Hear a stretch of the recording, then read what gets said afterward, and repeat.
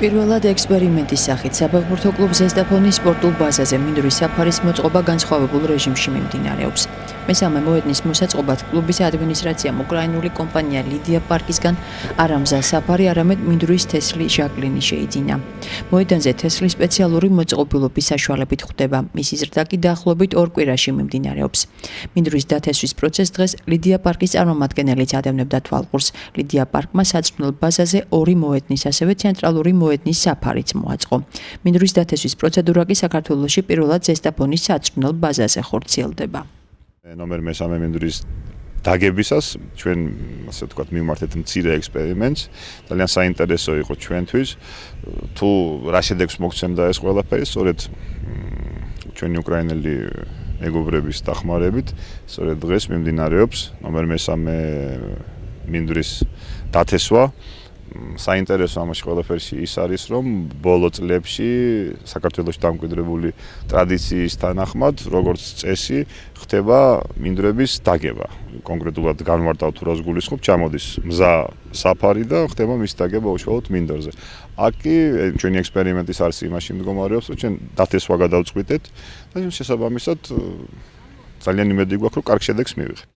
Футбольным клубом «Зестафоне» мы сотрудничаем уже с 2011 года. საფეხბურთო კლუბ ზესტაფონთან ჩვენ 2011 წლიდან თანამშრომლობთ. ფაქტიურად კლუბის ყველა მინდორი ჩვენი დახმარებით მოწესრიგდა. ახლა მესამე მინდორის მოწყობაზე ვმუშაობთ. ეს პირველი მინდორი იქნება საქართველოში, რომელიც მსგავსი სისტემით მოეწყობა. 1 წლის შემდეგ გუნდი მასზე მთელი დატვირთვით შეძლებს ვარჯიშს. კლუბის მოთხოვნით ლიდია პარკმა საწვრთნელი ბაზის 2 მინდორიც განაახლა. ბაზაზე ახლა ტრიბუნების მოწყობის სამუშაოები მიმდინარეობს, რომელიც 300 კაცია გათვლილი. ამ ტრიბუნაზე დაგეგმილია 300 ინდივიდუალური სავარძლის დამონტაჟება. როგორც მოგეხსენებათ, ჩვენ მატჩებს ეხლაც ატარებთ ხოლმე აი ნომერ 1 მინდორზე დუბლიორთა ჩემპიონატზეა საუბარი, დუბლიორთა ტურნირის მატჩებს, თუმცა მას შემდეგ რაც ეს ტრიბუნა ამოქმედება, აქ უკვე მთლიანად შესაძლებელი იქნება აი გუნდები გამოიწვიან კიდეც აბსოლუტურად ნორმალური და მისაღები გუნდის მუშაობისთვის, მისაღები პირობები იქნება. აქ გაკეთდება 2 გასახდელი ორივე გუნდისთვის, ოთახები საჯთა და ოფიციალური პირებისათვის, მოკლედ ყველაფერი იქნება სათანადო დონეზე.